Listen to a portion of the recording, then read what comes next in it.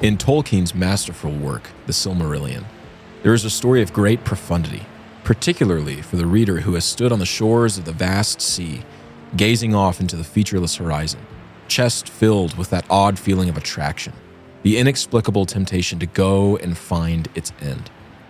It is the story of Eärendil. Born on the shores of Belagir, this half-man, half-elf king from a divine lineage felt the draw of the sea's mystery for his entire childhood. His father, Tuor, and mother, Idril, were always telling him stories of their grand adventures at sea. He longed to take part, to add his own lines to the lays of their voyages, and it was doomed for him to do just that. Since Eärendil was descended from both man and elf, he was well acquainted with the sorrows and sins of both races. So it was that he grew to be the prophesied Lord, long foretold by the gods in the west, to bring a plea of mercy and aid across the great sea, directly to the feet of those gods, so that they might help the peoples of Middle-earth. Eärendil pushed his timbered ship Vingalot off the shores of the Bay of Balar and journeyed into the sunset, forsaking kith and kin in the quest of the highest cause, salvation for the races of men and elves both. His journey was long and perilous. Many times the angry sea fought against him, knowing the truth of his quest. Many times he longed for respite from the strain of his journey. The way to the undying lands was shrouded in a minefield of confusion and sorcery by the gods. It nearly cost Eärendil his life. And yet, against all hope, he made it to the shores of light with his wife Elwing still faithfully by his side. There is a palpable majesty that attends the lore of the voyage into the unknown, whether the voyage is real or not. One such voyage that happened in our own world was the first circumnavigation of the Earth by Ferdinand Magellan. Or at least, we think it was the first, but then again, who knows? Maybe some giant sea peoples had already done it in ages past before settling in Philistia in the Bronze Age, but since they don't come into these tales, yet at least, we will speak of Magellan for now.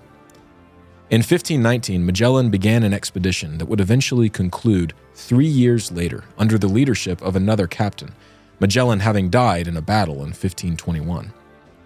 The expedition completed the first documented circumnavigation of the entire world in only 3 years. After this groundbreaking feat of skill, endurance, courage, and fortitude, the floodgates of exploration broke wide open. Sir Francis Drake completed the second known circumnavigation of the world in a single vessel in 1580, after pioneering a route through the treacherous and vindictive Drake Passage between Tierra del Fuego and Antarctica. For his exploits, he won great praise for himself and for his sovereign, Queen Elizabeth I of England. Thomas Cavendish was next on notable voyages across the globe. He did the whole thing a full 9 months faster than Francis Drake before him. The list continues on until the technological boost of the American Civil and eventual World Wars made global travel a thing that people barely considered noteworthy anymore. What was the work of masters and men with courage bordering on insanity became a thing of apparent mundanity for those who follow. Aren't we so strange? We will toil for thousands of years to sail across a stretch of ocean, only to think of it as no big deal once we actually get there. At any rate, after global circumnavigation became passé, the late 20th century world was in desperate need of a new limit to exceed. But luckily, a group of people had developed a cunning plan to save the high place that circumnavigation once had in the hearts of men. A popular newspaper of the day, the British publication Sunday Times, sponsored a new and exclusive circumnavigation event that would prove to draw the attention of many and inspire adventure in droves of men who had never previously considered or thought about sailing.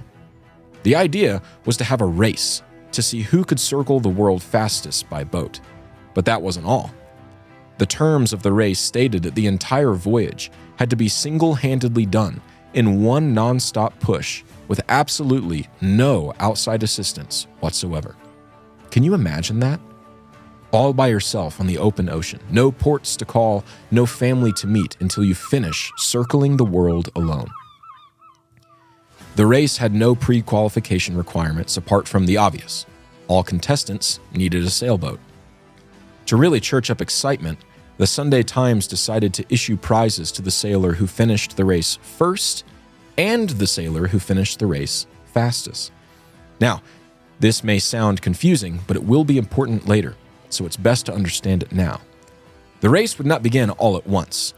Rather, sailors would be bound to set off on their attempt any time between June 1st and October 31st of the year 1968. So, you could have a sailor who leaves on June 1st that finishes before everyone else, while a racer who departs on October 31st finishes last but actually completes it faster than the rest. Hopefully that makes sense. The only other constraint placed upon the contestants was the requirement to start the circumnavigation from the port of the British Isles near the English Channel. From there, sailors would head due south and cover the length of the Atlantic before turning east at the Cape of Good Hope. They would then hug the bottom of the world as they passed the Indian Ocean, Australia, New Zealand, and the boundless desert of water that is the width of the southern Pacific. After passing through the perilous Drake Passage near Cape Horn, the racers would turn north and travel the length of the Atlantic again to arrive back in the British Isles. And while all of this is fascinating, at least maybe to some of you in its own right, we should now turn to the question of why Haunted Cosmos is talking about this race in the first place. What do we care? Did they see any dragons, krakens, or massive whirlpools? Did they see sirens and mermaids? No? Well, then who cares? Well, we care because one doesn't need a cryptid or a miracle to appear before them to encounter high strangeness. There is plenty of oddity and wonder that is hidden within each of us, maybe some more than others. We care about this race primarily because of one man who entered it, a very strange man who met a strange and mysterious end. His name was Donald Crowhurst.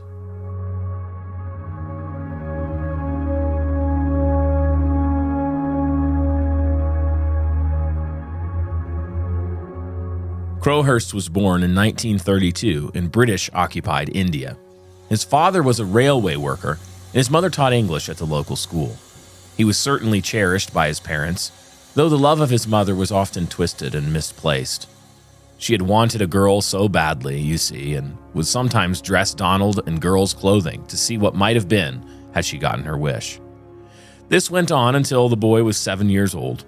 Despite this, he seemed to be a well-adjusted lad with friends and social skills and aptitude enough in school. Eventually, India gained her independence from Britain. When the dust finally settled on this deal, the Crowhurst family packed up their lives and moved back to England. The arrival back in their motherland was overall uneventful. The family quickly settled down again and started a fresh life with fresh friends, an old family they had not seen in a long time. But tragedy was waiting close behind their every step. And in the 1940s, it made its move. Crowhurst's father had wisely rerouted his retirement savings to invest in a promising new sporting goods factory in India. The returns were steady and higher than expected, which comforted the boy's father. He figured it would be one less thing to worry about. But during the partition of India after their independence, rioting broke out in the streets close to the factory. Eventually, the rioters looted the place and burned it down. It was a total loss. The Crowhurst nest egg was gone in a single day, and though he didn't know it then, young Donald would never really recover from this.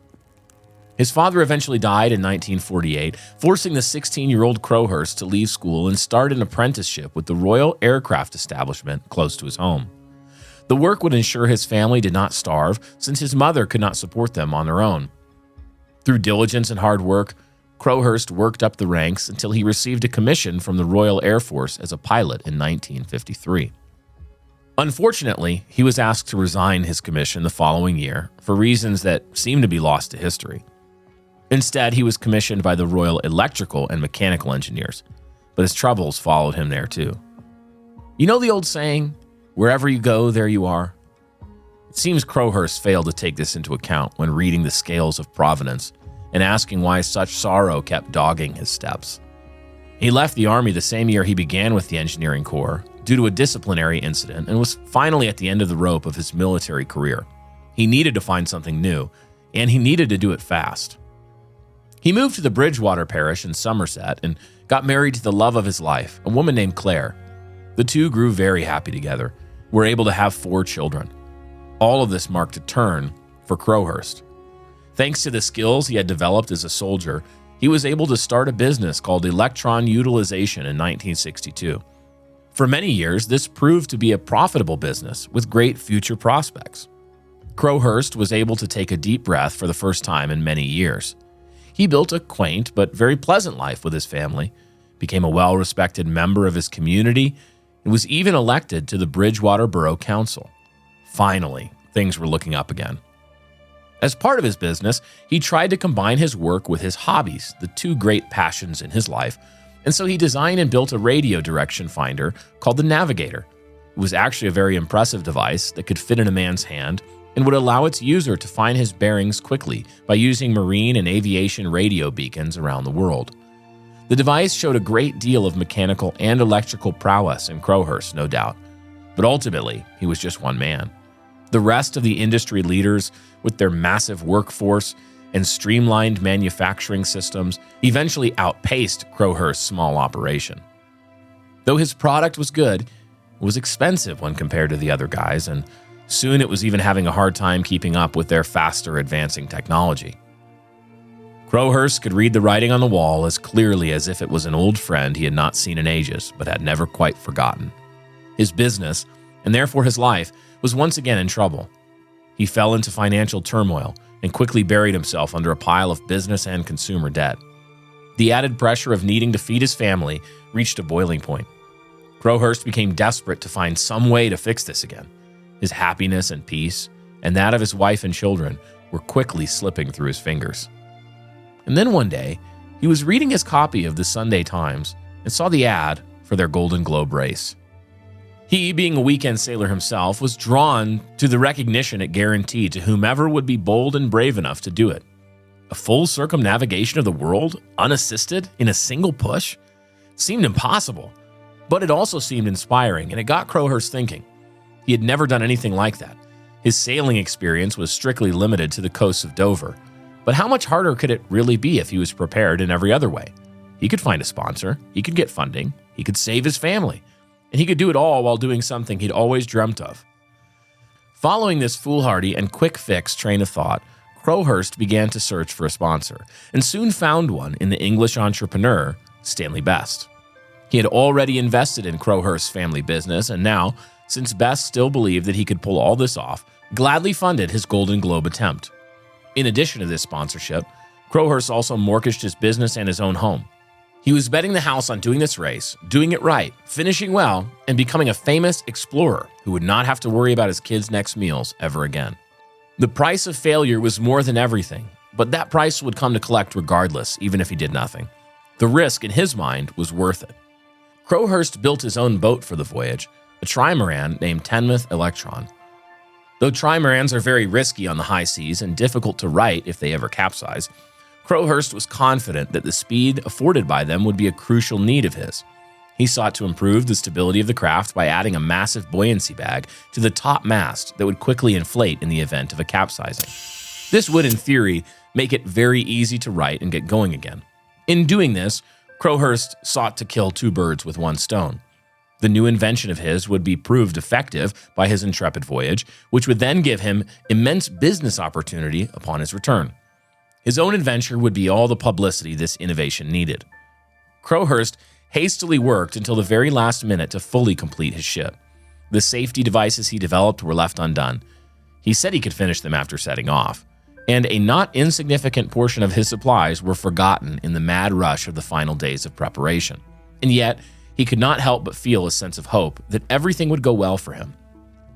He had not even begun yet, and already 2 racers had dropped out of the event due to technical issues with their boats. Maybe he actually had a chance at this thing. The night before his Hail Mary began, he sat with his wife in their bed. Endless worry whirled in Donald's mind. The fear of being such a failure, a fear that weighs heavily upon every man, attacked him and stole away all of his focus. He just wanted everything to be okay for everyone. Claire, always supporting and loving, assured her husband that he had her whole heart. She was more confident than any could imagine in the genuine heroic nature of her husband. She let him know all of this. She let him know how excitedly she would await his return. A return sure to be heralded by shouts of praise and the flash of cameras. She thanked him for risking so much for her good and the good of her children.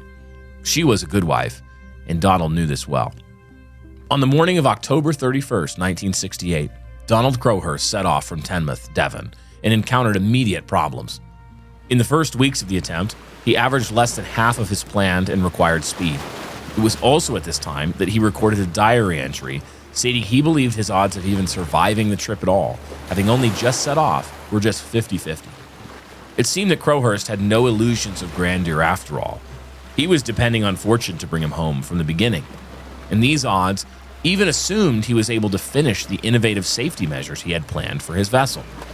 The loneliness crept in. The ever-undulating waves tossed his passions to bits with their slow churning. Disappointment in his boat grew. Confidence sank. The odds grew ever more against him. All at once, the ghastly cloud of hope he had held aloft with busyness came crashing down, no substance remaining. Crowhurst spent the months of November and December drifting into the southern Atlantic Ocean, while his mind and heart sank into despair. But with despair came a last pang of cunning. If he dropped out of the race, the financial ruin he would face would tank his and his family's lives. He could not bring himself to face this music, though now he saw the truth of it all too clearly. He was the maker of his own bed. Hoping to save his dignity and the livelihood of Claire and the kids, he devised a plan.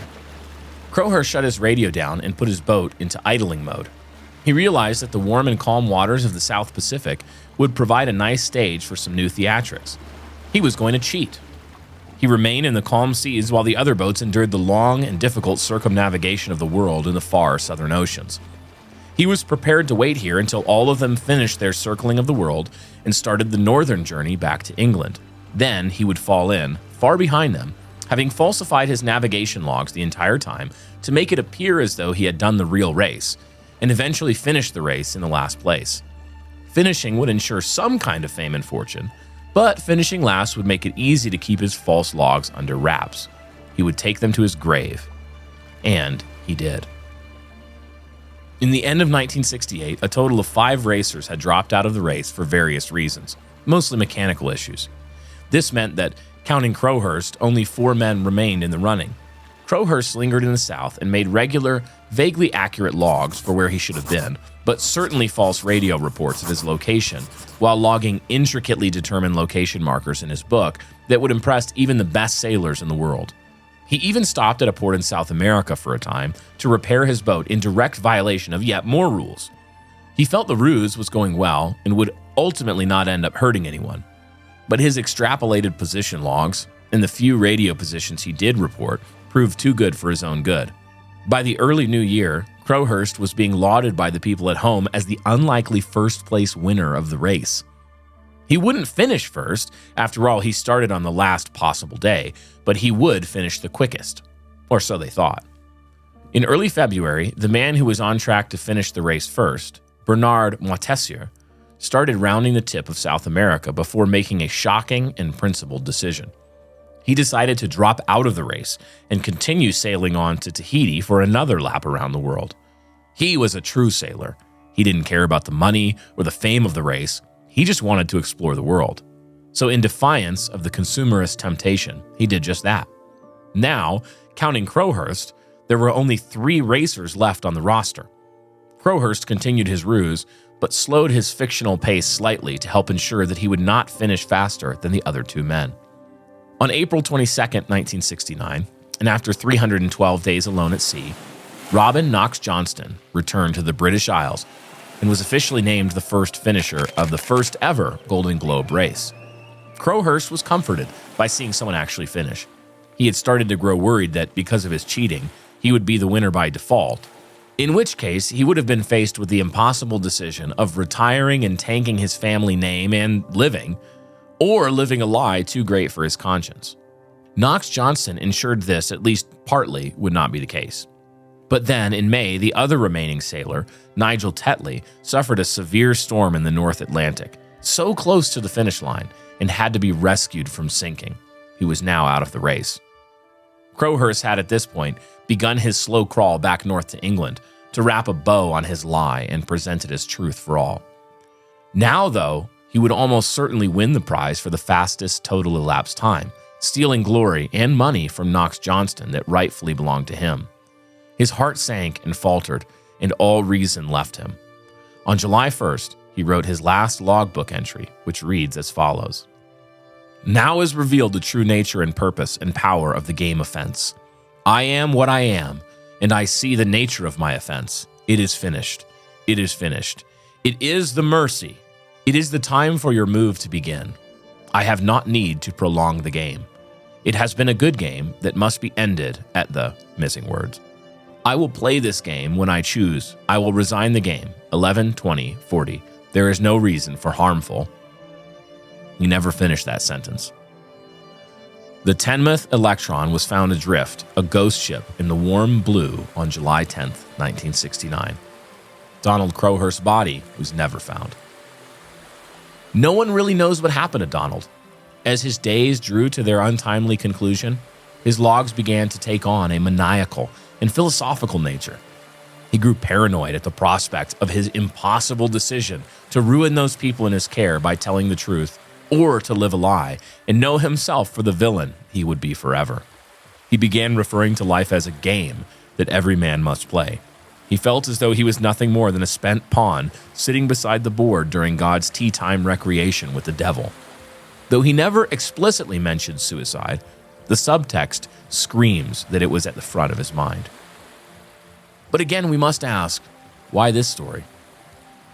What does high strangeness have to do with Donald Crowhurst and his tragic life? Everything. Is there a stranger thing than a man alone at sea? It's not good for man to be alone, God says. This proved truer than we are comfortable admitting for Crowhurst. Claire was the helper fit for him. He left her with presumably all good intentions and quickly turned himself into something else. What speed must the vast, flat, unending, unfeeling, unyielding, uncaring sea have lent to his descent into madness? Who can say? But I doubt anyone would argue that it contributed nothing. And so we come to it at last. Even in the absence of those things that go bump in the night, a strangeness lingers over the sea. By nature of the sea itself, it seems. A strange power lying ready to take hold of any unwitting mind that ventures too close to it. Welcome back to Haunted Cosmos. We're glad you're here.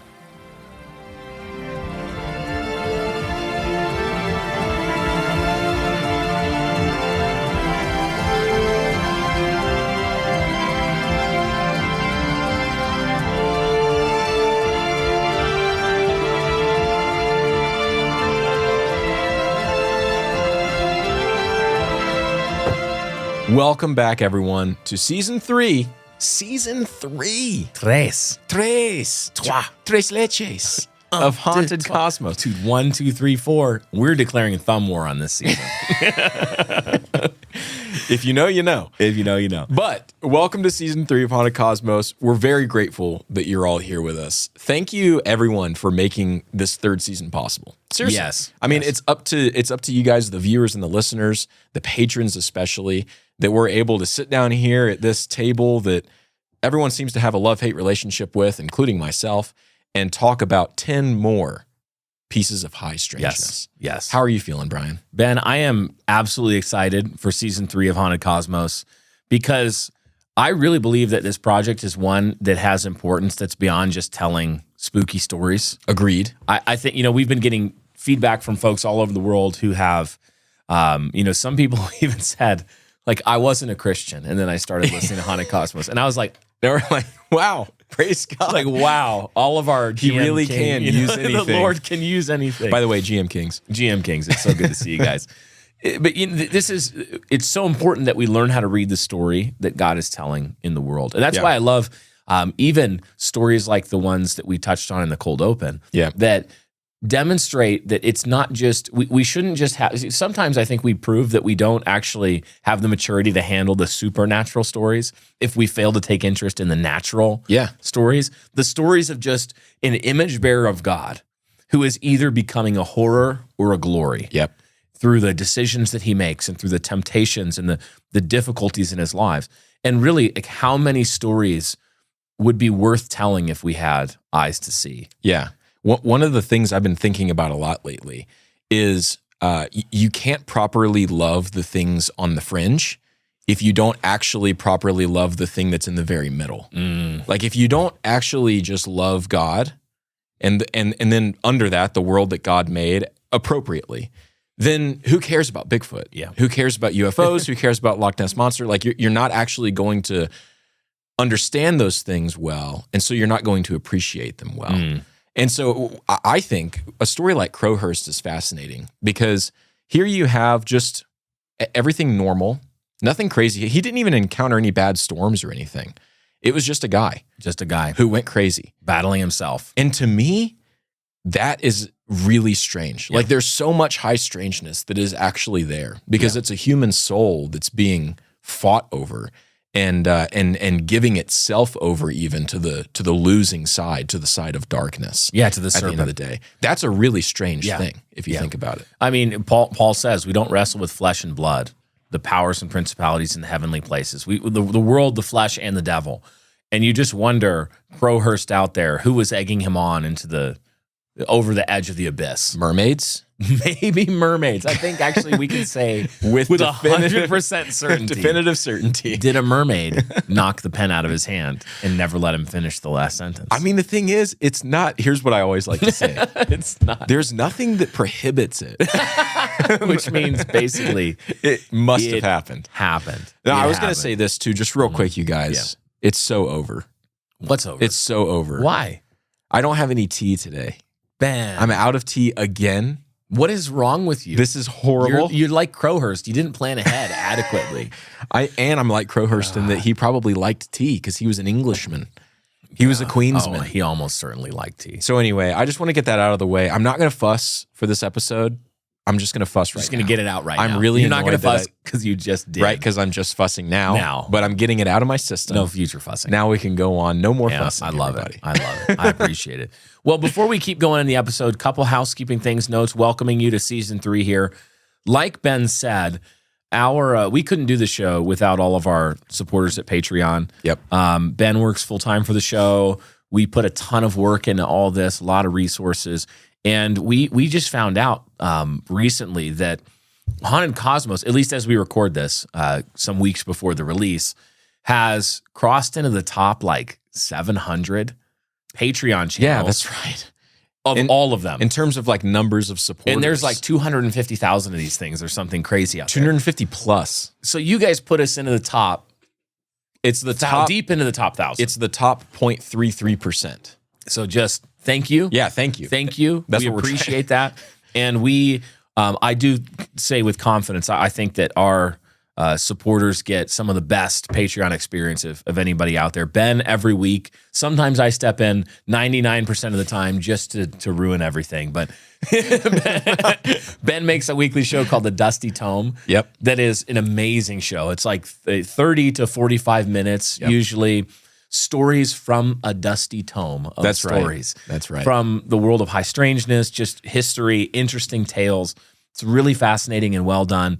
Every single week, just about of the whole year, we're putting out an episode of the Dusty Tome just to say thank you to patrons there on that platform. So thank you guys. We're going to be doing a giveaway, a really special giveaway. Yes. With this episode's release. Tell us about it, Ben. I'm excited about this giveaway. That's a good one. We literally just came up with it before we sat down to film, and it's February 13th. Okay, so this is long before any of you guys are hearing this show. So for the first 24 hours of this show's release, so from midnight, March 6th, until 11:59 p.m., March 6th, if you sign up to be a patron, you will be entered for a chance to win one of the coolest editions of Jules Verne's classic 20,000 Leagues Under the Sea that there is. It's an Easton Press leather-bound edition, gilded pages. It's beautiful. It's collectible. Genuinely. Yeah. No, it is collectible because they don't make these anymore. Yeah. It's a beautiful book. It's mint condition. And we're going to send that to you guys in a Haunted Cosmos box. With other stuff, too. And when I say to you guys, I mean to you, guy or girl. Here's the thing. That actually wins. Last time we gave away 5 books, but this is a book that you can't just go get as many as you want. It's a collectible. It's decades old. That's right. And so we have one copy we were able to pick up at great expense. At great expense. And we are going to... One lucky patron. It's such a good book, too, 20,000. What kid didn't just like... get in the Nautilus in their imagination and go sail under the oceans with old Nemo. Yeah, man, absolute Cat and Nemo. We're gonna put some fun stuff in the box, and just this time, just pick one lucky sign up from Patreon on March 6th. So, and you don't have to be the first one to sign up for Patreon that day. No, we're going to do just a random draw. And, you know, the box will have things like a handwritten note from Brian and I thanking you. Amazing. Maybe we'll write some poetry. Brian might write you a song. I don't know. It's going to be great. Whatever it is, I can guarantee you that it will be fun. Yeah, some other really fun stuff. And then also, if you're already a patron, don't worry. We haven't forgotten about you. Always do. We're going to do something special for you, too. We'll do a giveaway for our existing patrons, We'll announce it on Patreon. And guys, we're trying to do this with each episode because we have a lot of fun doing it. Yeah. And we like trying to come up with the perfect tie-in from the episode. So, Ocean Mysteries 2.0. 20,000 Leagues Under the Sea. 20,000 Leagues Under the Sea. It doesn't get much. We tossed around so many, but we landed on this. This is the one that makes the most sense. It's going to be great. It's going to be amazing. Yeah. Also, I was just really quick. Yeah, dude. Just to call back to what you were saying about people, believe it or not, typing in and saying, I became a Christian because of Haunted. First of all, praise God. Yeah. That is astonishing to me. But we've also had some people, and I've been so encouraged by this, especially from the DMT episode, the last episode of season 2. They've reached out saying, like, I have a friend or family member who is struggling with some psychedelic use. Yeah. And I haven't been able to talk to them for years because I just don't know what to say. Your episode really helped. Yeah. Guys, that is an outcome that we did not expect. We've had people from that episode particularly tell us that because of that episode, they repented of even insane use of some of these psychedelics and the Lord pulled them out of a pit that they were spiraling down into. So praise God. I want to give glory to God for that. And thank you guys for helping get the word out, sharing. Also, Indigo Sundries, our friends, wanted to pass on thank you because you guys know that they're one of our supporters and they make great products. Yeah. We really commend them just on the strength of their products, but they're also a brother and sister family, Christian family. I use their soap. Yeah, I used it this morning. Head to toe. And it's been such a good response from you guys that if it keeps up, if you guys keep regularly supporting them, buying their products, then they're going to be able to make it more like their full-time thing. It's been a side business for them. So cool. Keep it up. Use code Haunted Cosmos, no spaces, all caps. It'll be in the description. You can take 10% off an order if you're just interested in checking out their products. But again, we've been blown away by the support that you guys have given us on YouTube, on the podcast platforms, for the sponsors that we pick. You guys have really that you guys leave just blown us away. So now, thank you. We have 2 more things to talk about before we actually get into some more stories. Okay. The first is the New Christendom Press coming up conference, June 6th to 8th, 2nd annual. Yeah. Get there because Brian and I are going to be doing a live show. Yeah. We're actually going to be piloting this idea that we have of a truly live show that actually is a main Haunted Cosmos show. Yeah, like it's not phoned in. It's not done live. Yeah, exactly. Done live, like music in the background and everything. So if that interests you, and we'll also be doing an unofficial Chili's meetup. Oh, yeah. That Thursday, June 6th at lunch, if you get here early. We'll just invite you to join us at the daily Chili's booth that we have reserved, that we're at 7 days a week. Well, not the Lord's Day, but 6 days a week. 6 days a week. We aren't there 6 days a week. Otherwise, we'd be much fatter than we already are. Much fatter. Yeah, so true. But yeah, New Christendom Press Conference, June 6th through the 8th of this year. Go to newchristendompress.com/conference. Yep. You can get your tickets there. Got a lot of really fun events going on with that. Yeah. Brian's even doing a live concert. Live concert music. That'll be cool. Doing some Psalms, original music. I'll be doing some original music and Psalms that have never been released yet. Still in production. So you'll be able to hear those as well. Oh, I didn't know that. Should be super fun. Oh, good. Wow. And then we have one more thing. Should we tease it? Do you think they're ready? I don't know, Ben, but I think we have to risk it for the brisket. I think we're going to risk it for the biscuit and the brisket and the gravy. Brian and I are writing a book. We're writing a book. Yes. Again, this is February 13th, 10:58 a.m. that I'm saying this. Yeah. We are writing a book, and it's about Chili's. I'm just kidding. Well, I repeat myself. Yeah. I was going to say these haunted cosmos, the world that we live in. Chili's is in the world that the book is about. And it's actually one of the most important parts it's central. of that world. It's central. It gets a whole chapter. It doesn't get a whole It doesn't chapter, get- but it could. It actually, I don't think. Let us know if you think it could. I don't think I've mentioned it at all. Let us know if it should. No, we're writing a book. It's going to be, we don't know the release date yet, but we're working on that. We'll let you guys know first when the pre-order's up. And here's our goal. What is higher than a New York Times bestseller? A Pulitzer Prize. Isn't that for journalism? I don't know. No, because An Emmy. Didn't who's the guy that wrote Lonesome Dove? Larry McMurtry. Didn't he win a Pulitzer? I'm guys- looking this up.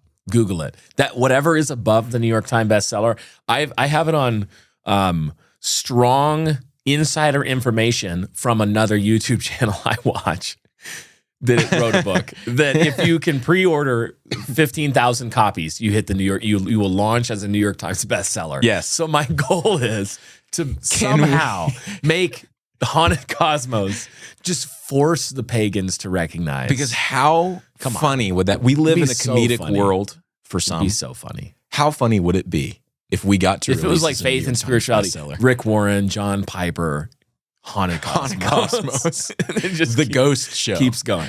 It just keeps going. By the way, it So is we'll let you guys know. a author can win a Pulitzer Prize. Look at that. See? Larry McMurtry won a Pulitzer. Look at that. Look, I got news for you. Not going to happen for us, but the New York Times bestseller thing, like it could happen, maybe. So let's try to make There's it a chance. So you're telling me there's So a you're telling chance. me there's a chance. We'll let you guys know when that's coming out. But let's get on with the show. What is Let's go. the I'm point ready. of this episode? Where are we going with it? And I think you would say that the thesis of this episode is simple.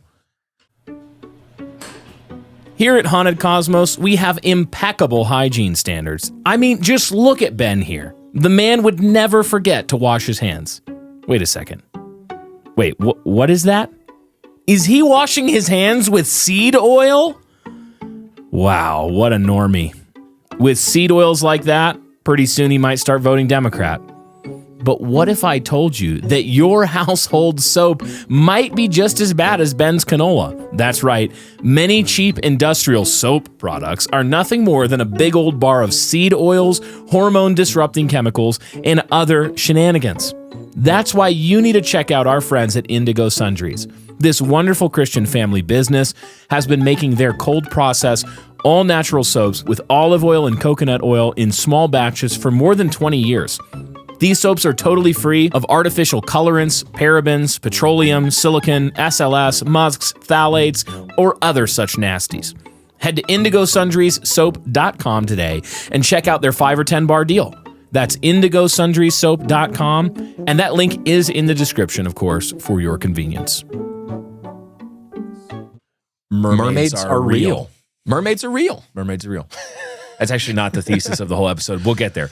But the point of this episode... It is kind of a byproduct. It's a byproduct. The point of this episode is that the story that God is telling both with and in this world is one in which the seas and the oceans play an intriguing role. Indeed. If you pay attention as you're reading the book of Scripture, the book of nature as well, but in the book of Scripture, you find that the seas are these wild places. They're terrifying and strange and foreign, but they're also a thing over which the Lord rules in power and glory. Like Psalm 93, one artist set that psalm and said, "The Lord, he is mightier than the roaring waves."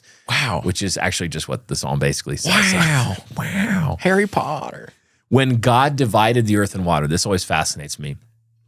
When he was done, especially when we're talking about post-Diluvian and all of this world, it wasn't an even split. Yeah. He decided to give the world a vast tracts of trackless and often terrifying waters.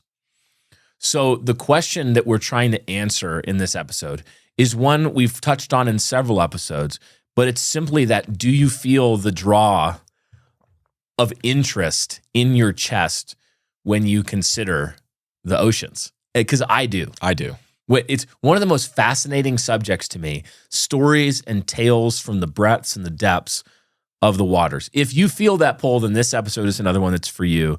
Simply be interested in the strange tales of God's vast seas. That's the thesis of the episode. Be interested in the tales and the stories that God is telling on his oceans. Hey, so true, King. And what better place to start than with the devil whale of the 6th century Scots. It's the first thing that comes to That mind. wasn't scripted. That was the first thing that came to mind. It comes to mind. When you say oceans, I say devil's whale. You say oceans, I say devil whale. Oceans. Devil whale. Oceans. Devil whale. All right. Okay. Ben, I'm so sorry. We'll edit For that all out. of you still with us, thank you for being here. Ben, take us into the story of the 6th century Scottish. I don't know if the whale's Scottish, but the story is kind of Scottish. I will do just Whale.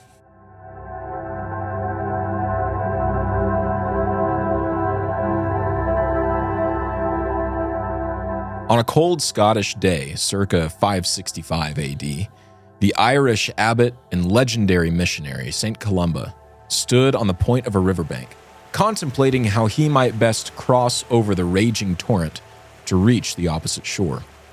The air hung gray over the landscape that was, as always, covered in a fabric of mossy grass.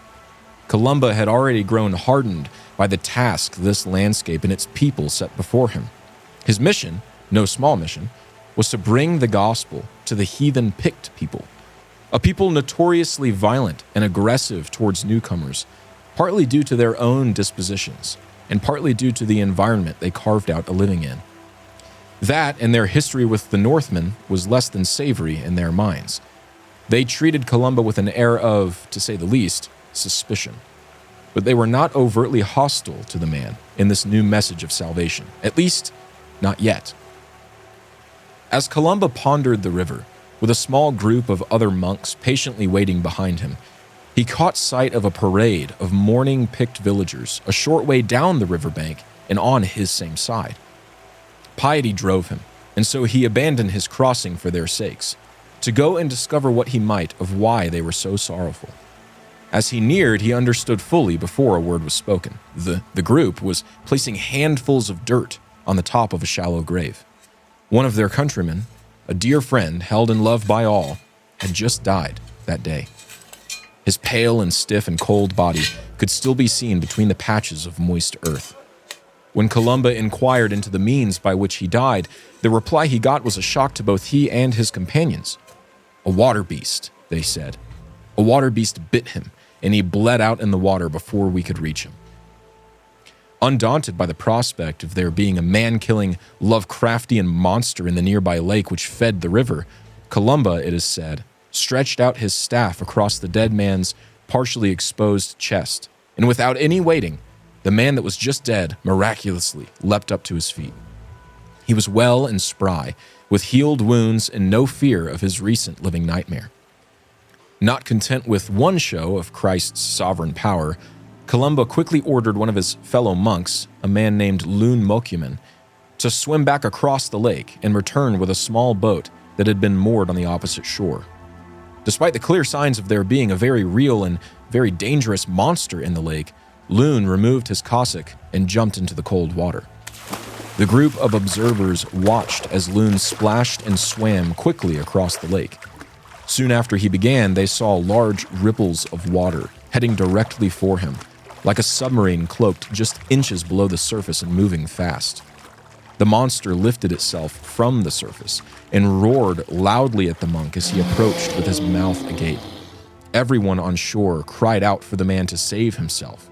Everyone save Columba, who stood unmoved and unconcerned. At the last moment, the saint stepped right up to the shore of the lake, said a prayer, and spoke in a clear and commanding voice, "You will go no further. Do not touch the man. Leave at once." In an unnaturally sudden stop, the monster ceased his attack when he was but 6 feet away from the scared monk.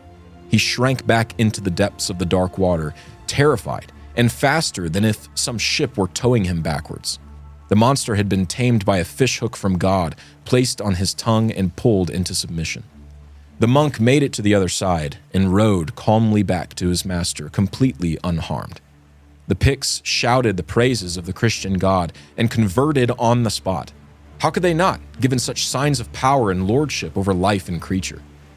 One by one, each member of the group was baptized by Columba in the living waters of the river Ness, which flowed from the lake in which the monster dwelt, Lake Ness, or, as they say in Scotland, Loch Ness. And this is not the only supposed encounter with great sea and water monsters that the famous and faithful Irish missionaries encountered in their adventures for the kingdom. In fact, it was a close friend of St. Columba, St. Brendan of Clonfert, who would go down in history as the great navigator and master of sea and explorer of the living islands far in the northern waves. Ordained a priest at age 26, Brendan began sailing along the coasts of Britain and even to France in order to establish monasteries on all the islands he could find.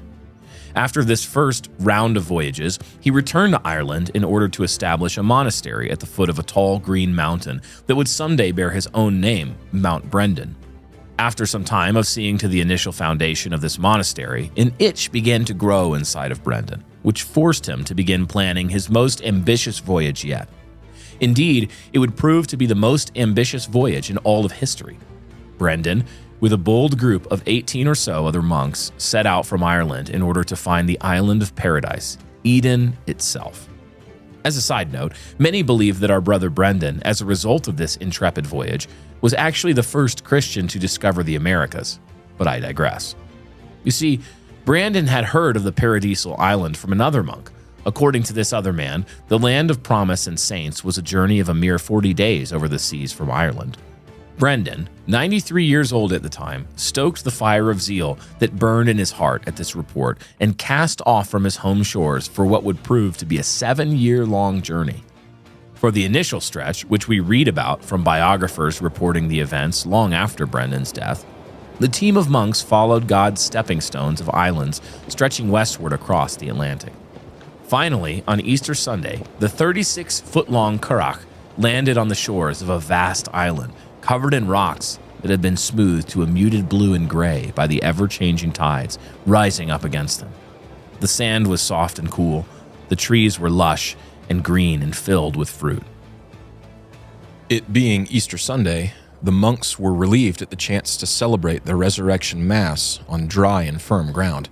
They quickly got to work collecting driftwood from the shore and lighting a small fire with which they might cook some food.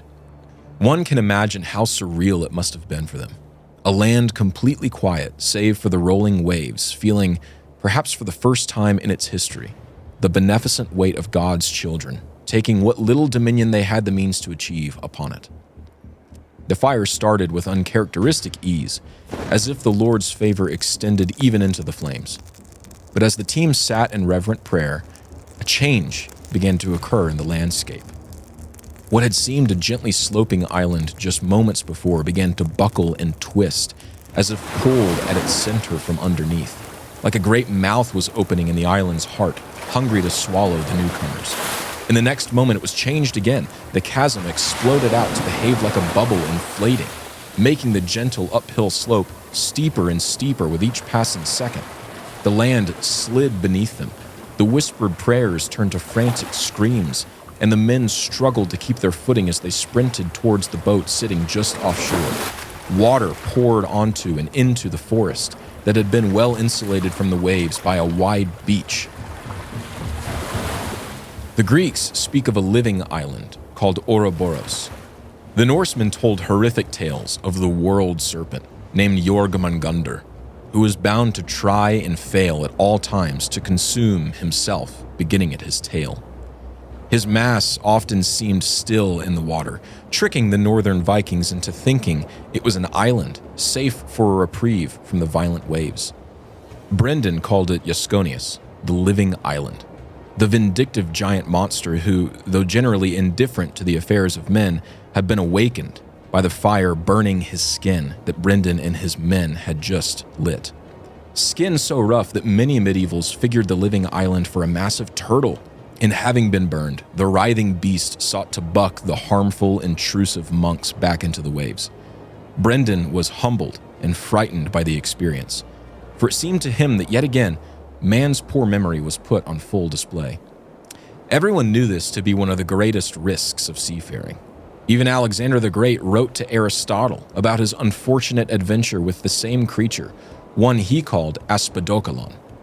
Alexander states that having landed on an island and spent many hours making a rudimentary camp with his men, the entire vast land plunged all at once into the sea, leaving he and his men in a desperate state of swimming against the vacuum back to their ships. Even St. Basil the Great talks about these quote-unquote great whales, or tannins, in his Hexameron, stating that their bodies are as large as many hills collected together as if it was a rolling plain. He claims that they have tricked many a weary mariner into thinking they are islands peppering the Atlantic Ocean. With so many accounts speaking to the truth of this Iasconius, one must wonder if the monster is real. Perhaps we have driven them all away. Perhaps our eyes have become like unto our hearts, hardened. Whatever the reason for their apparent lack of activity today, that doesn't preclude the validity of these past encounters that men share. According to legend, St. Brendan eventually did reach the shores of paradise at the even age of 100 years. He brought the boat through enchantment and mist and dangerous reefs against all hope to the luxuriant and leisurely garden that was so full of flowers and crisp, cool air of day. After staying for 40 days, an angel bid he and his men to depart. The angel said that the 7-year journey had been long enough, and so they must return. Brendan obeyed and sailed back to his homeland, where he departed to be with the Lord soon thereafter. Which definitely happened. All of that. Which definitely happened. Like all of that. If you doubt that, if you edit out us saying that it definitely happened, I'm not. then I will riot when I listen. The other request I have of you is that right now I want you to play the refrain of a song that was written about this event. Oh, okay. And we all. But you mute us completely right now. Okay, that's good. Brian wrote a song about St. Brendan, in case you couldn't pick that up. And It was this is the second shameless plug of his music. Listen though, but this one's perfect because we named our school. St. Brendan is one of our favorites. We named our school, the classical Christian school here in Ogden that our church founded is St. Brendan's Classical Christian Academy, and we're called the Voyagers because of this story. That the school song is based on a sea shanty tune, "Roll the Old Chariot." Yep, which is a great song. It's a great tune, and the refrain is, we all belong to Jerusalem above, and we'll sail for Eden's shores. And you know what? We will. And you know what? We will. We do. We will. And Brendan did. And you know what else? And he made it. And Brendan, it says right here in the outline that he made it. This with 100% certainty. St. Brendan the Navigator found the island of Eden after questing through dangers, including landing on the back of a giant living island that burned and almost bucked him off. But this is the thing, okay? Is it so much to ask? No. That there be a living island out there? Maybe it died. Yeah, it could have died. Maybe it died. Maybe Jesus killed it. I've heard a lot of people be like, oh, they were dead whales. Yeah. You know how whales float when they die? I know. People always do this. There's barnacles.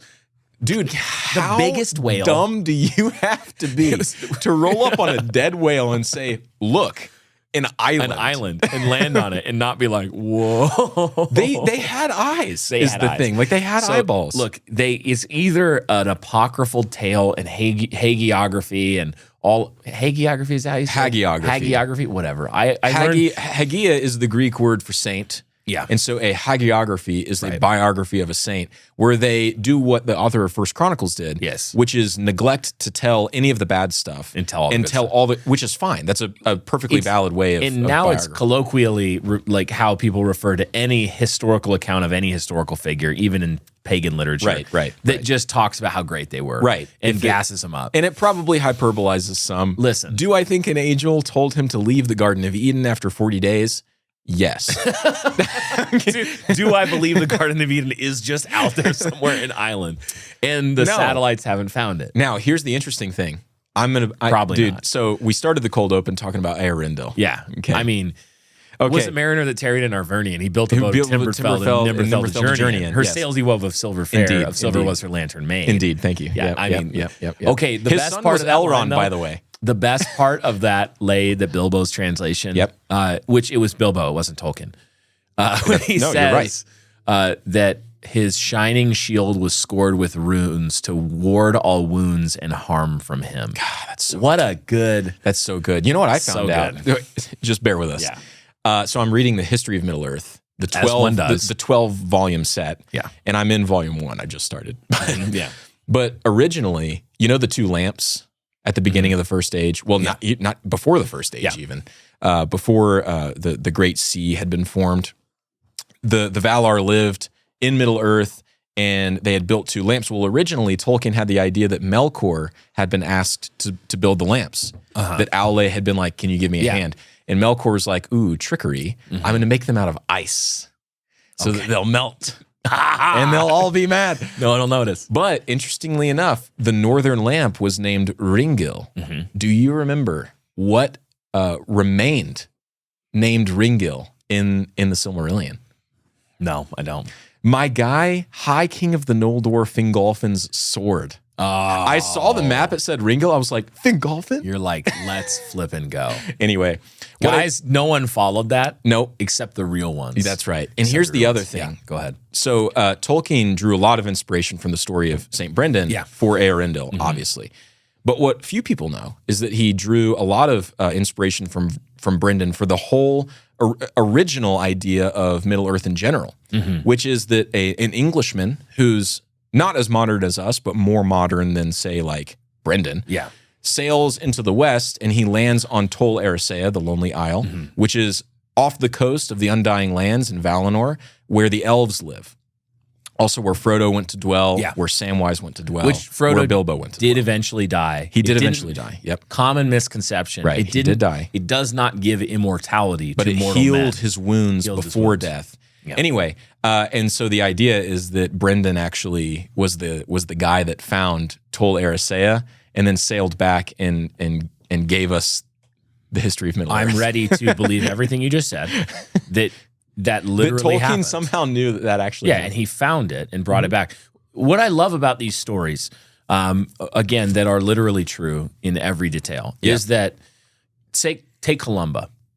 A lot of these stories, and not just in the Irish monastery, in basically the gospel conquest of some of these old Germanic peoples with Boniface, and then the Irish is the word I'm looking for. Irish, Scottish, these kind of really hard for you to say Irish. Time to figure that out. Is that you see kind of both sides of the veil retreating before the advance of the gospel. You see the demonic and also creatures that are associated with the demonic, like dragons and water monsters retreating before the gospel. And then you also see, because of the power demonstrated that Christ demonstrates over the principalities and their servants, the peoples convert. And then you see so not just the driving away of the devil, but also the conversion of the people. And again, a question that we always just kind of assume, or I think a lot of moderns assume, is that you get to stories like St. George and the Dragon, and they're like, wow, that's just such an interesting symbolic tale. Yeah, what great symbolism. That people, because, sin is associated with the dragon, and the gospel goes, and it's like, but hang with me for just a second. What if, and I can't emphasize this enough, this is true. Okay. What if, and I'm not asking a question. What if, and this is actually, that was rhetorical. This is true. Wherever the gospel went, particularly initially, as it conquered the world from the, little Jerusalem on out, Jerusalem, Judea, to the ends of the earth, that it went to places that were particularly ruled over by demons and their servants and and creatures and even dragons and things like that. And that one of the things that happened as the gospel went forward is that it tamed and threw down literal dragons and sea monsters, and that St. Columba is not a myth. Yeah, no, I actually buy that for a number of reasons. One of them is that I think, I don't know, I don't think that Christians are liars. I don't think that they're constant liars. So I don't think that everything is symbolism and metaphor. That's one of the takeaways. But what really struck me in researching this story was St. Basil the Great calling the great whales tannins in his Hexameron. Which is a six-headed Canaanite dragon monster. Yeah, it's a biblical word. And it comes up in Exodus 7. The serpent battle. Where there's the serpent battle before the throne of Pharaoh, and it says that Moses creates his staff turns into a tannin. Yeah. Aaron's staff. Whatever. Which is translated serpent. Right, it's translated as serpent. Yeah. Fair enough, because it was. Yeah. But the idea is much deeper. It's that it's actually God saying, I'm going to hijack this Canaanite demon. Yeah. Okay. I'm going to throw it down and I'm going to consume Egypt by it. I'm going to make a better dragon that's going to consume your dragon. It's actually a whole microcosm of what's happening with the gospel. Yeah, Which is the gospel comes into a fallen land, Israel going into Canaan, by the way. It's redeemed. Canaan is redeemed. And so the dragons even in Canaan are now used for the purposes of God. Yeah. So all of the tools that the Lord found in this fallen world that always belonged to him are now being reworked to accomplish his own ends. And so they go back to Egypt and they destroy the horrible, evil gods of Egypt. This happened with Rome. Yeah. It happened with the Norse mythology. Now, if you go into these stave wooden churches that are still around in the Northlands in Norway, you'll find carvings, beautiful carvings in the wood and the pews and the pulpit and the baptismal font of Norse myth. Not Christian stories, Nordic stories that are of Sigmund killing the dragon and things like this. Like the Christian comes in, says, this is the good news, repent, people repent. And then they're like, but there's dragons. And then they're like, yes. We've been fearing and worshiping them. Yes, of course. Stop worshiping them. One moment. Let's go kill them. Let's kill it. It's Beowulf. I mean, it's the exactly. What is the gospel? What is happening on the cross except death devouring death? Exactly. God using the very instrument of the enemy as his own downfall. And actually, God tricking or trapping the serpent into devouring itself, which is interesting that many of the tales have the serpent devouring itself. Yeah, Jormungandr is it's like the Ring of Bear here, like another Tolkien reference, where you have the head of the serpent starting at the tail. Aragorn wore it. Yeah, because it came from Barry here, given to him by Finrod Felagund, obviously, in the first age in Nargothrond. Obviously. But yeah, so the serpent is this motif image of death. I think that also it's quite literal in many historical cases, but it's eating itself. And that's somehow a sign. I mean, it's this case with Aragorn. It's the sign of a savior. Yeah. That he would show the serpent devouring itself. Very fascinating. Very fascinating. Ben, I'm going to now smoothly take us into an obvious thing to talk about right after that, which is mermaids. Well, the whole thesis of the show is that mermaids are real. Mermaids are real. So I think we should address Here we go. We all know the schoolhouse rhyme. In 1492, Columbus sailed the ocean blue. Now, I'm sure we also all remember benefiting from that little saying on some test that we took in third grade, a test that we no doubt thought was far more important at the time than it actually was. It is true, though. In 1492, Columbus, brave as he was, set out from Spain in order to find a trade route to Asia, which did not require the long journey down and around the tip of Africa's very perilous southern waters. Or at least, this is the generally accepted reasoning behind Columbus's voyage.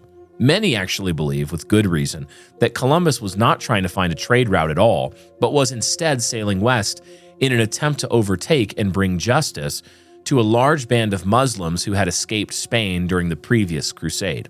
Now, whatever the reason, it's not mermaid related, but we'll get there. Whatever the reason, we all know that the result was actually him stumbling upon the West Indies. What followed upon Columbus' further expedition was nothing short of formative for the entire world, both east and west. But lest we gloss over some of the more interesting chapters of his journey, it's worth asking, what was his journey over the ocean like? After all, this was a time that lives in our minds with almost epic mystique, before the time of modern navigation and communication, but already into the more modern era of marine travel and trade. Columbus and his contemporaries lived, so to speak, on a nice edge between ancient thought and worldview on one side and ever-increasing cynicism on the other.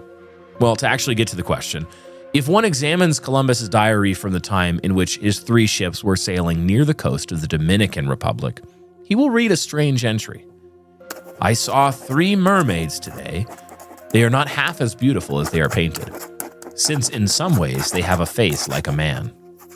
And while many now brush off this astonishing statement with modernist hubris, claiming that Columbus was sorely mistaken and that what he actually saw was obviously 3 manatees or something else equally asinine, one must reckon with the sheer level of nonchalance in Columbus' writing. Genuine mermaid sighting or no, what is equally interesting is how he expected there to be mermaids in the sea, as if this was an obviously assumed risk of sailing the high seas in the first place. Columbus mentions them in passing and moves on to other more pressing issues to the man. For all of the help that it is to us in understanding the enigmatic account of sons of God and daughters of men in Genesis 6, the book of Enoch is also, and we can't emphasize this enough, not the word of God. It's faulty, fallible, and clearly legendary in many of its sections. One such section occurs in chapter 19 of the first book, bearing the antediluvian prophet's name. It reads thus, "And Uriel said to me, Here shall stand the angels who have connected themselves with women, and their spirits assuming many different forms are defiling mankind, and shall lead them astray into sacrificing to demons as gods. Here shall they stand till the day of the great judgment, in which they shall be judged till they are made an end of. And the women also of the angels who went astray shall become sirens. And I, Enoch, alone saw the vision, the ends of all things, and no man shall see as I have seen." According to the writers of the pseudepigraphical work that had clearly made contact with the minds of the first century Jews, the origin of the siren, which according to the Greeks were either woman-bird hybrids or woman-fish hybrids, can be traced back to the same evil event of angelic rebellion near the beginning of days. For their sin of leaving their proper dwellings and engaging in acts contrary to nature, the fallen angels were chained in gloomy darkness for the day of judgment. See the Epistle of Jude. For their corrupt generation and hybrid natures, the demigod Nephilim were cursed to be slain in the flood which was soon to come from God. But what about the women? It would appear as though they were willing parties in the ordeal of Genesis 6 and were not forced to commit anything they didn't already have a desire to do. Well, the writers of Enoch claim that they became sirens, mermaids, wanderers of the waves, eager to continue their sin of seduction, but now against men of weak moral fortitude who unfortunately come close to them in the ocean. Now, this whole idea is a couple of things. It's A, made up, and B, see point A, it's made up. We have no reason whatsoever to believe that the wives of the fallen angels in Genesis 6 were punished by being made into siren mermaids. However, the striking thing, much like Columbus's diary entry, is that mermaids are mentioned at all. Why would the Second Temple authors of 1st Enoch even have a category for the female fish hybrid in their heads? It leaves one wondering what gave them a category for this. Perhaps it was a general familiarity with myth, Greek or otherwise. Or maybe it was something more central to their lives. Does the Bible say anything about mermaids? Well, the answer is a haunted cosmos characteristically typical, kind of. In the Greek Septuagint version of the Hebrew Old Testament, the koine word for sirens does appear a handful of times, where the Hebrew originally had a mysterious phrase whose literal meaning no one is entirely sure of. For example, in Isaiah 13:21, we read about how the destroyed city of Babylon will become a place where sirens dwell. Most modern English translations render this as a night bird, owl, or ostrich. Even this reminds one of the Lilith character. But the fact is, the Greeks figured the original Hebrew to be clearly referring to sirens. However, since we don't know for certain what the original Hebrew meant, we have to loosely hold all theories of this being proof of the prophet Isaiah at least having a category in his mind led by the Holy Spirit for a mermaid-type entity. We don't know for sure, maybe not. Specifically, if it is true that Isaiah had such a category in mind, it is fascinating that the text implies this is an evil being. Outside of original scripture, other old translations whose languages are more closely akin to the Hebrew, such as the Syriac Peshitta translation, renders the Hebrew phrase that yielded sirens for the Greek into, quote, the daughters of Naamah. Now, for all those familiar with their Old Testament genealogy, they will remember that Naamah was the sister of Tubal-Cain, the first artisan of brass and iron. Naamah was a daughter of men, yes, but she was specifically a daughter of Cain, who would have been her great-great-grandfather. In Jewish legends from the medieval times, documented for us in the Kabbalistic work Zohar, Naamah was one of the chief wives of the fallen angels of Genesis 6. It is said that she actively further seduced the fallen entities and became the mother of demons. The legends go on to say that Naamah and her daughters continue to this day, wasting away among the waves of the sea, haunting unwitting men and tempting them to their dooms. Again, we must emphasize how tenuous of a theory all of this is. The Bible provides us with no reason to make these sorts of speculative leaps firmly in concluding exactly where mermaids came from and what they really are. But that's not really the point we're trying to make anyways. The point is that to the Syriac Christians, and the writers of the Greek Septuagint at least, the mysterious Hebrew phrase, rendered today as ostrich, is actually a moniker for the mythical siren. Why did these Christians have this as a legitimate category in their heads to begin with? That's the question. What made them confident enough in the being's actual existence to bring them into the infallible text of Isaiah's prophecy? Whether they were right to do that or not isn't the question. They had that as a category. And why were they automatically always understood to be evil?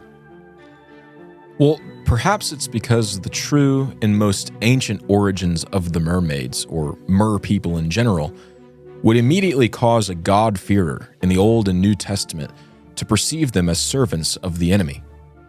It's believed by scholars that the first depiction of a fish-person hybrid can be found in the ancient Babylonian picture and description of their god Oannes, a false god worshipped by the pagan nations for nearly as long as man has been fallen. Furthermore, the chief goddess of the ancient peoples of Canaan and northern Syria was a mermaid named Artagadis, the goddess of fertility. The Greeks, of course, had the sirens and the goddess Derceto. Even the ancient dwellers of the islands of Britain and Ireland had myths of mermaids who were bad omens, foretelling disaster to any that saw them. The ancient Norse peoples believed in the Hafru, who could share wisdom with sailors. The Russian and ancient Slavic peoples whispered about the vindictive Rusalka, women who died in scorn at the hands of evil men and lurked underwater forever, snatching any men who got too close to the perilous shores. The point is simply this: why be so quick to immediately discredit the widespread belief in something, especially when it makes so much sense with the biblical worldview? Whether the mermaid served as a false god for a pagan nation or a lesser preternatural bad omen for another, the result for us is the same. These things are clearly evil. But what about today? Are there any modern stories we can look to with any credulity? On a hot summer's day in mid-July of 1998, a group of surfers enjoyed the adventurous waters, pits, and crisp barrels off the coast of Kauai's Hoipu Beach, a very popular tourist destination. The group was primarily made up of highly experienced surfers. Given the high-level nature of the surrounding waters and the particular conditions of the day, these men were not slouches. They knew the local ocean well, had encountered a number of sea creatures, big and small, in their day, and had little reason to be fantastical about seeing ordinary things in the water. But as one of them paddled hard to claim a beautiful wave, the others held back and let their friend ride the little slice of ocean he had just captured. The speed and frictionlessness of gliding across the water-made force of nature made everything in the world melt away for a few precious moments of pure peace and joy. The breeze struck and refreshed him with a misty spray of clear blue water. The sun shone at the end of the wave's tunnel like a porch light beckoning him forward. Despite the calm focus, the man could still hear the laughing of his friends behind him and the sound of children playing in the shallows before. But in a moment of harsh shock, all of it came to an end. The man had crested the wave with his board to make a final turn when he saw something out of the corner of his eye that didn't quite fit. He quickly turned and rowed out to the end of the wave and laid back down on his board. An intoxicating whisper filled the air. The faintest trace of a voice so sweet it seemed to smell like the freshest strawberries in late spring. He paddled faster and faster back to where he had been. The rest of the group had clearly noticed whatever this was too and were paddling in the same direction. A glare of the light, like a diamond shining under a jeweler's lamp, had struck him and everyone else. After a few moments, the enchanting whisper became louder and more clear as the voice of a woman speaking.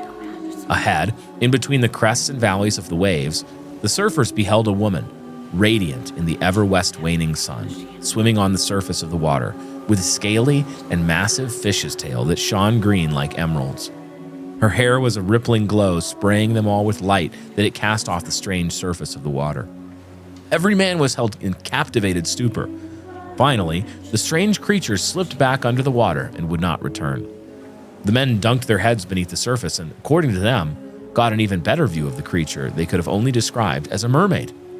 Still, traces of the voice could be felt by them all. One of the men, a diver who had been snorkeling close by, snapped into a sudden state of thoughtfulness despite the circumstances and took out his waterproof camera. He filmed a short video of the mysterious and compelling creature who, according to all present, etched herself forever into their minds that day. This footage, which is incredibly difficult to find, has been the subject of massive amounts of scrutiny, analysis, and critique. And yet, if it is authentic, it clearly shows a mermaid gracefully drifting through the crystal waters of the Pacific off Kauai's coast. Despite the high level of scrutiny, experts in video analysis maintain the footage contains no evidence at all of manipulation or staging. Even more recently, in 2012, workers on a dam in the country of Zimbabwe were trying to install a water pump on the deep side of the structure, indeed, close to the full depth of the river. This was done in order to help local farmers better irrigate their crops. The story goes that after the initial installation of the pumps, workers were discouraged to realize that sediment had clogged the inlets during the jostle and busyness of the install. The company in charge was forced to hire a local group of divers to go down to the base of the dam and investigate and hopefully free up the blockage. After some time of being underwater, the entire dive team resurfaced at once. It quickly became clear that something was seriously wrong.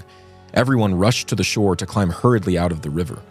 They claimed to have found the problem in one of the pipes, but they didn't have time to fix it, because according to them, a dreadful-looking mermaid had appeared to all of them in the murky depths. Though apparently nothing was done or said by the creature, everyone had immediately sensed the danger they were in and simultaneously fled the scene, swimming for the surface and for safety. All of them refused to reattempt the dive to fix the pipes. Eventually, the company hired another team of divers to perform the same task, but again, the team prematurely returned, stating in anxious and shivering voices that they would never go back down there for fear of the mermaid. To this day, the dam remains unfixed. No diver is willing to embark on such an obvious suicide mission. Now, I want listeners to understand that the way our outlines work is that we have stories and historical vignettes, and then usually there's a section where we have some highlighted, just like bullet points that we've thought about Quick ahead thoughts, of time. yeah. And the entirety of our thoughts on this section reads, and I quote, I say Ungoliant. I say Ungoliant. There you go. Okay. Ungoliant and Shelob situation. One chief demonic entity and lesser offspring. Enter Tab. Bro, obviously, yes. End of thoughts. No, we do have thoughts on this. If you don't know, that's fine. all right, so here's my Explain. All right, here's my main thought. One, I do think the mermaids are real. Okay, we're not dullards. Yeah, we're not dullards. We're not dullards. idiots. We're Mermaids not are like real. lamos. I do think they're real. I don't think we know their origin. I'll say that. Sure.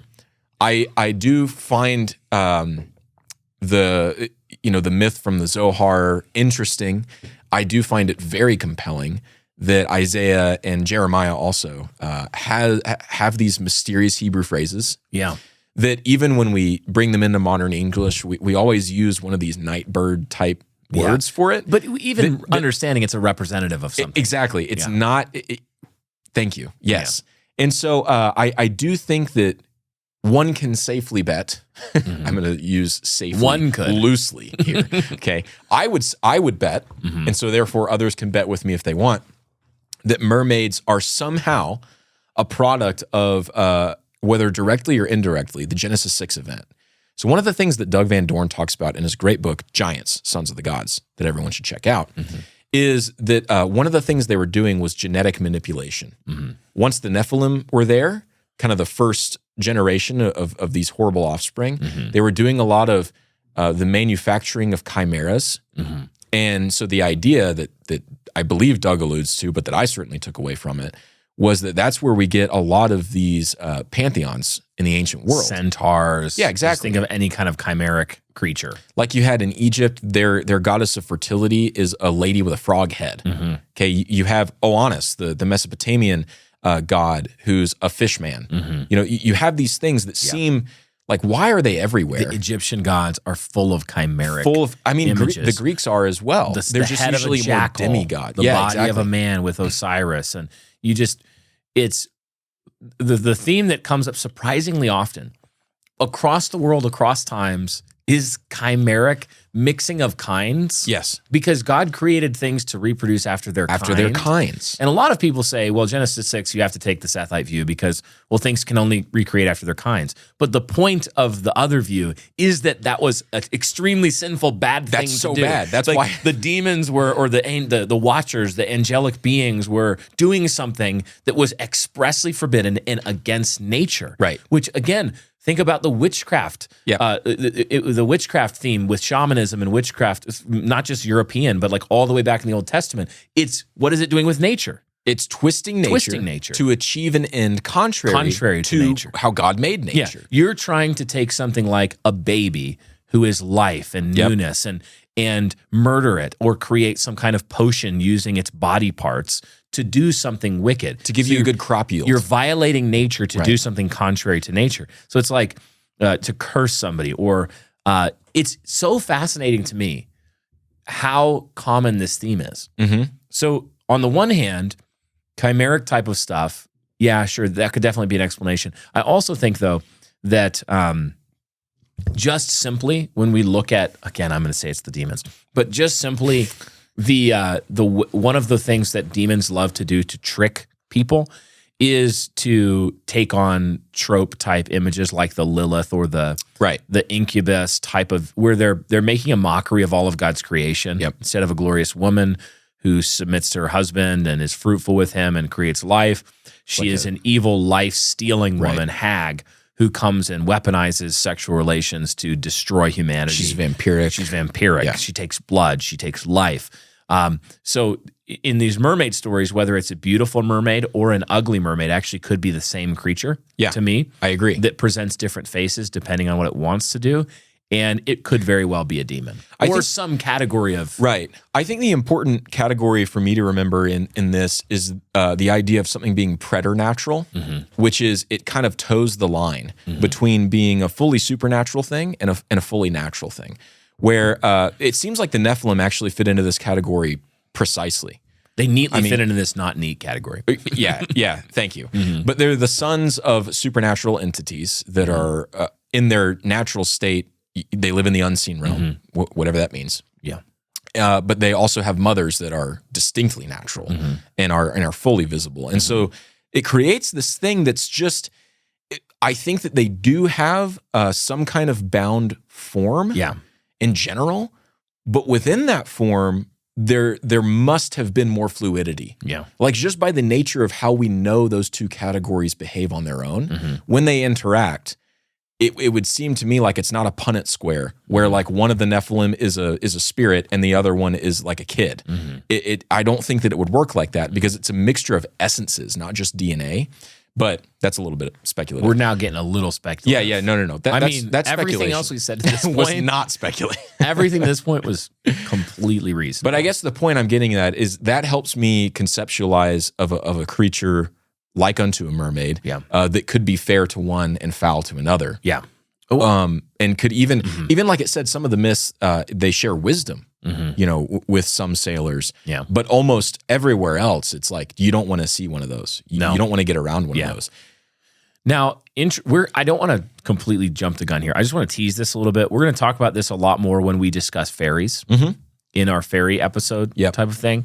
But one idea that we have discovered in ancient world as well as tossed around and thought through is the idea that there is a class of angelic, for lack of a better words, being that God intentionally created to relate more to the processes of the earth, to physical creation, upholding and overseeing in its creational state, upholding and overseeing the functions of and the ordering of nature. That we just don't. God doesn't tell us a lot about angels. We see a bunch of different types of angels and stuff, but there's never like, and now you know all of them in the Bible. Exactly. You don't. We have an imperfect glimmer of a snapshot. And so many Christians in the history of the church have in some way had a category for angelic or spiritual beings that were created by God, some unfallen and some fallen, that relate to the physical processes of the world. And this would be another category where I could see, I bet we'll bring mermaids back up when we get to fairies and stuff. Yeah, I think so too. But, and just to tease it further, it would, it would help one reconcile the common denominator in the ancient world of like a storm god or the river goddess or the dryads and the naiads, yeah, of the trees and of the rivers. Exactly. Yeah. That's the god of the forest over there. He's dangerous. You don't want to play around with him. Old Man Willow. You might not get this, but this is what Tolkien and Lewis are referring to. Yeah. Both of them steeped into varying degrees in different mythologies of the ancient and the not so ancient world as well. I mean, this isn't just 2000 BC. This is also this is up to 1000 AD. You know, the Puritans 1500s. They had some kind of category like this because they had the category for fairies. But yeah, we'll get more to that. Don't want to give away everything right now because it's very fun. But did you do a Dusty Tome on the Rusalkas? I did. Okay, so sign up and you can hear more on the Russian mermaid story because that's a great one. The origin story is really fascinating. Of the Rusalkas. Yeah, but so before we actually close out the show, I mean, we're almost done here. We're just I haven't actually said what the Ungoliant and Shelob situation explain is. that. I didn't even. Okay. I was like, obviously, everyone gets what we mean by that. So Tolkien is heavily permeating the show. Yeah. In the first stage of the Silmarillion in Middle Earth, Morgoth, the first Dark Lord, wanted to rain terror down on heaven, basically, on the dwelling place of the gods on Earth, and so he enlisted the help of this giant light-devouring spirit named Ungoliant, who normally took the form of a great spider. That was kind of her form that she assumed. Her origin is certainly from Morgoth somehow, but Tolkien keeps it very fuzzy on purpose. So anyway, he goes with Ungoliant, and they drink the light from the two trees of Valinor, read the Silmarillion, and then they flee into the rest of Middle-earth to hide from the wrath of the gods. Okay, but then it says that Ungoliant, she has a bunch of offspring in Beleriand, in where the elves will eventually go to live. And they're lesser forms of her. Yeah. So they don't have all of her power. They don't have all of her majesty, for lack of a better word, or terror, but they are still horrible. And they still do wreak whatever havoc they can on the land that they're in. And so they become the Mountains of Terror. Ungoliant eventually goes far into the east and devours herself in her gluttony. Yeah, she actually eats herself. She eats herself. Yeah. She's so hungry. But, again, the serpent. Right. Yeah, exactly. Thank you. There it is. Dude, I keep saying thank you. Like, I cherish you, dude. I cherish you. Said that so many times. I just want to say, like, I got the Blaze, you got the Carhartt. Like, in we're this jacket, holding it down. This isn't a Carhartt. You're so handsome. It's from Gap. It's close enough. Shout out Gap, sponsor. Yeah, they're not. Definitely not sponsored, reach out. by the way. Feel free, though, if reach you want out. to. Call us. So one of the offspring that Ungoliant had eventually down the line became Shelob, who attacks Frodo and Sam in the cave through the path of Cirith Ungol because Gollum wants Frodo to die so he can take the precious. And then take the precious. And the idea here is that there's one chief fall-in thing, Ungoliant, this one big evil spirit that somehow has lesser forms of iterations of herself that propagates through the world. And so the idea is if the fallen angels were able to reproduce themselves, then with the genetic manipulation that the Nephilim undertook, again, this is all speculation. It's all totally reasonable so far back. It is reasonable, but it is all speculative. It is very speculative. Maybe they could have propagated some of these chimeric entities.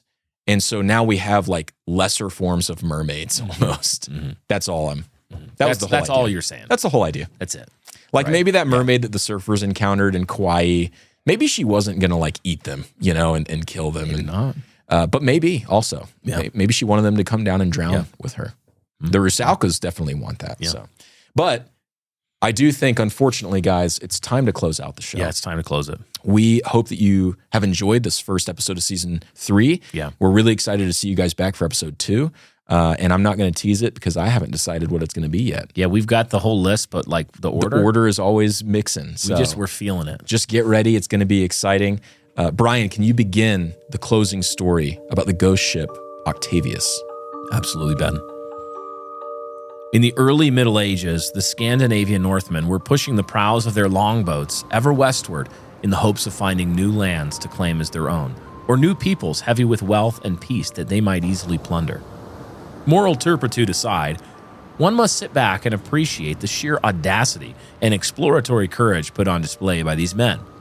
Whether driven by desperation and lust or a sincere hunger for glory in new lands, one may never settle the answer. But in the midst of a thriving and bright era of Christian domination in the West, one still cannot help but recognize the marvelous feats accomplished by the Vikings. As the push west continued for these people, and as the trading juggernauts of Christendom began to catch up to them, an elusive achievement began to circle around every mariner's head. You see, the waters north of the Arctic Circle, though perilous and cold and rife with unprecedented dangers, almost seemed to call to the European sailors, beckoning them to enter the Helcarax and icy crags to simply see what lies beyond her borders. With each passing year, a new intrepid captain would make it that much further into the frozen sea before having to turn back for warmer climes. The Vikings excelled here, making it exceptionally far west given the technology available to them at the time. And yet, the real achievement remained a fickle dream to them. What did it matter how far west you went if you could not actually break through the icy waters and press on and on to find the end of the world, or at least the end of the West, and sail your way back to the farthest eastern reaches of the world? The path they longed for became known as the Northwest Passage. Even today, something stirs in the hearts of men at the very spoken words out loud. It is as if we, the royal we, were made to push the limits and find paths in the dark and cold, to make order in the chaos for the betterment of the world.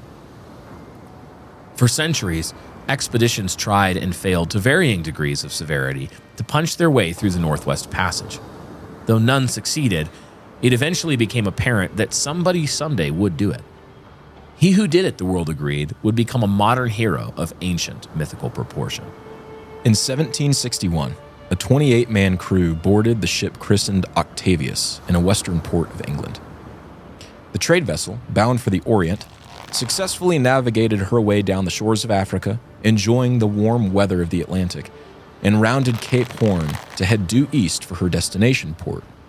The story says that upon completing her commitments in India, China, and Japan, the captain got a sudden, or perhaps long-contrived, urge for adventure and thirst for glory. He called his men about him below deck and pitched them his grand idea. Instead of returning the usual way, sailing all the way back west and back up the African coast, what if they crossed the northern Pacific instead? What if they tried heading west to east to complete once and for all the Northwest Passage? It is said that the men, though uncertain of how successful the attempt could possibly be, were eager to break rank a bit and win a name for themselves in the history books. They heartily agreed to follow their captain on the northern road of water to whatever end. Thus it was that the Octavius began her mad dash north. She crossed the tumultuous Bering Strait and the sickening Bering Sea. Still, they pointed themselves almost due north. Eventually, they hit the ice. For days, perhaps weeks on end, the crew tirelessly worked through the minefield of icebergs and drifts that threatened to put a swift end to their journey. But their efforts were for nothing. On an unknown date, at an unknown time in October or November of 1762, the boat became permanently lodged in drifting pack ice some 250 miles north of Point Barrow in Alaska, the northernmost point in the United States. The crew, not thinking any more of their glory being stolen from them, now fought for their lives. Still, they labored in the ice. They labored and labored. On the 11th of October in 1775, a Yankee whaling vessel by the name Herald was making headway off the west coast of Greenland, well north inside the Arctic Circle. As the Herald's Captain Warren stood on the bridge and looked ahead, he watched a three-masted schooner fade into view, listing heavily to one side as if taking on a massive quantity of water. As the image cleared, he recognized the truth of the matter.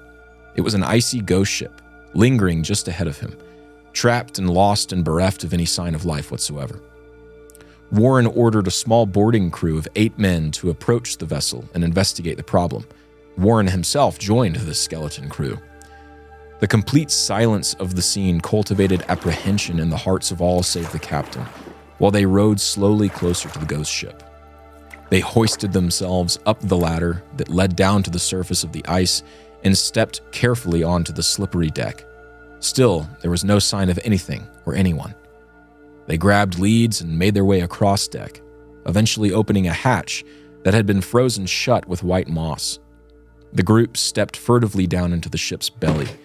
What they discovered inside was nothing short of pure horror. Before them, dimly lit by their oil lamps, lay the bodies of 28 men, all frozen solid with expressions of agonized pain printed onto their faces forevermore. Each man was in his bunk, tight in the fetal position and wrapped in heavy blankets. They inched through the sloped and icy tomb towards the captain's quarters further aft. When they finally pushed the door open against the gripping frost, they were struck by the silhouette of a man, backlit by the northern white sun, sitting completely frozen at his desk, pen still in hand. The captain had been quickly frozen in his chair, slumped over his logbook as if struggling to focus on his work. In the corner of these quarters, the boarding crew and the now horrified Captain Warren found a blonde woman frozen beneath a pile of blankets. Next to her in the room's corner was another sailor and a small boy crouched next to one another. The boy's face was pressed into the sailor's jacket, as if desperate for some extra ounce of warmth. The sailor, face clenched in stress, held a flint in front of him in one hand, pointed towards a small pile of wood shavings just a few inches away. The boarding crew wrestled the logbook out from the captain's frozen hands and read the unbelievable truth. The last log was written on the 11th of November, 1762, a full 13 years prior. It read that the ship had been lodged in ice for 17 days, many miles north of Point Barrow, Alaska. The Octavius, now a ghost ship entombed with a frozen captain and crew and captain's family, had drifted for 13 years through the Arctic Ocean, from Alaska to Greenland. It seems that the Octavius had won their glory and achieved their goal, only posthumously, for they were the first vessel to have ever crossed the Northwest Passage. It is a sincere pity that they only did it while already dead.